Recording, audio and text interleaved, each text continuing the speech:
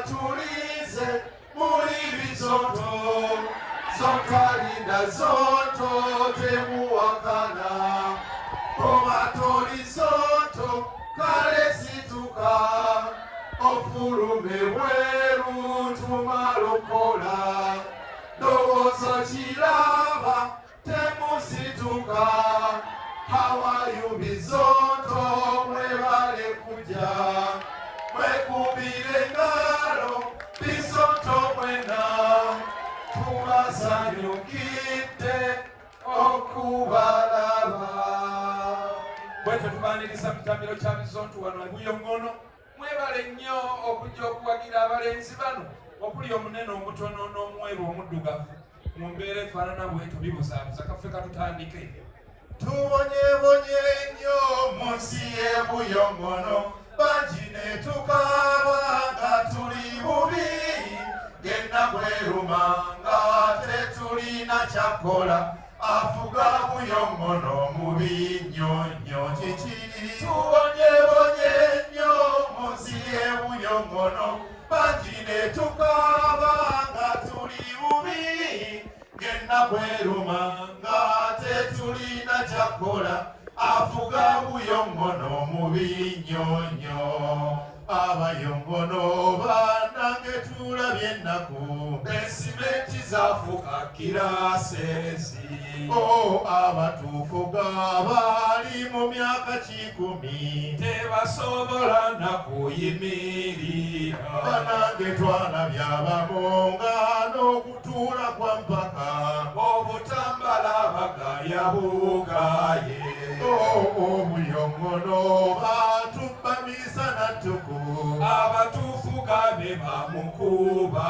bbiri omweno mwawona temuli be buyongono ekiri ebuyongono kibi nnyonnyo kiki tubonyebonye nnyo mu nsi y'ebuyongono bangi ne tukaaba nga tuli bubi ennaku eruma nga tetulina kyakola ekiri ebuyongono mubi nnyonnyo bizonto Sabazonto are you okay? We are okay. But the three singing fools atema tuli sexually dormant a minute with the bizonto is better than 5 rounds of hortisekisi ezije tuvaamu yeye buyongono tetumanyi bulungi oba mumanyiyo ekiri ewaffe gye tuva ebuyongono musabe tekijja wano kiri ekyaffe kibi tusooka kulabula mutukwate bulungi gye tugenda okunyumya si bya wano wammwe bino byebuyongono gye tuvudde okujja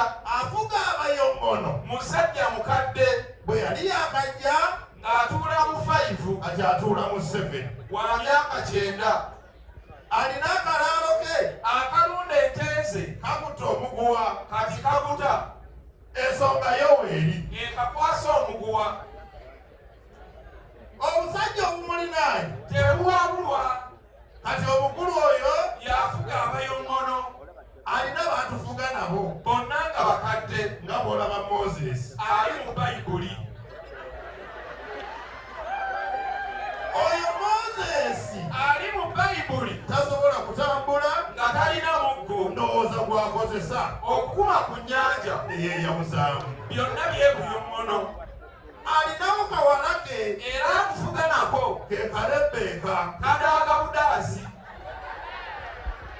okumanya tuli bubi mu nsi y'ebuyongono ne sipiika gwe tulina bannange muzungu ekiri ebuyongono temukyegomba wano omusajja atufuga bw'aba alina gy'alaga bw'ayingira mu kiyigo okunaaba agende ekkubo nga balisiba paka lwanaayitawo asenya muyimiridde n'ayambala nga weemuli n'ajja n'abayitako n'atuuka gy'alaga awo nammwe ne babata byonna byebuyongono afuga ebuyongono yazaala omwana n'amugamba ye musika omusajja yatutta omusika mukambwe anywa okufa obufi buli lwanywamu bwati ng'alumba ekisiwe ng'amuwandiikira akagambo ganene bwe gati mwana naakuzeekuze myaka ng'etaano naye baaba mukambwe kyokka mbuye musika yakola n'essomero liri mu besimenti lisomesa lulimi olw'abayongono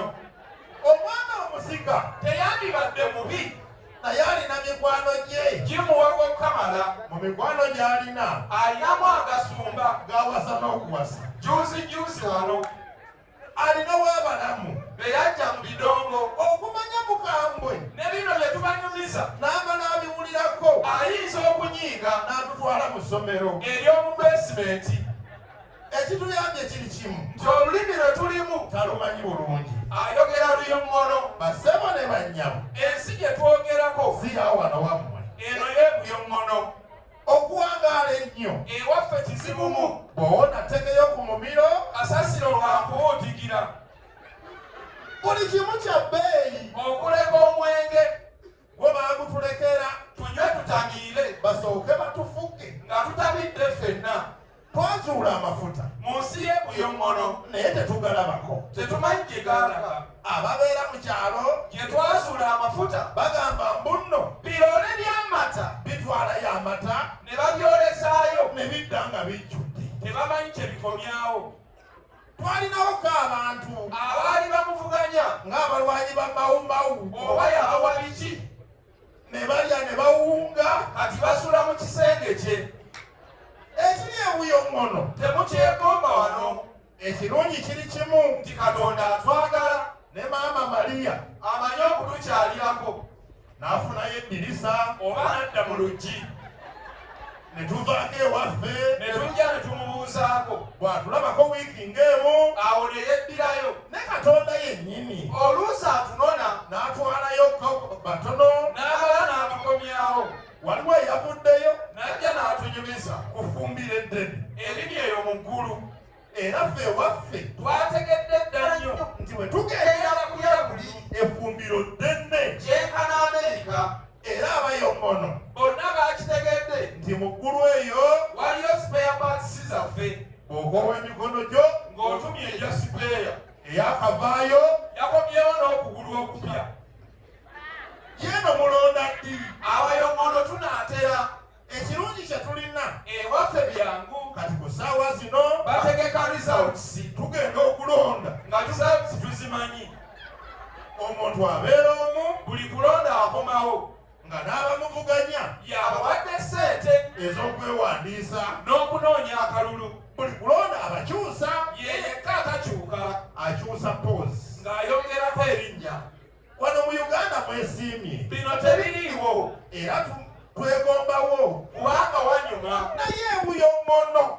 Bannange katuwanike tuve wano tweddireyo ewaffe, wabula tubategeeza kiffe bemulaba wano yeffe bizooto era tetutegeera ate ffe bemulaba tuwagira muwozi kakati atukola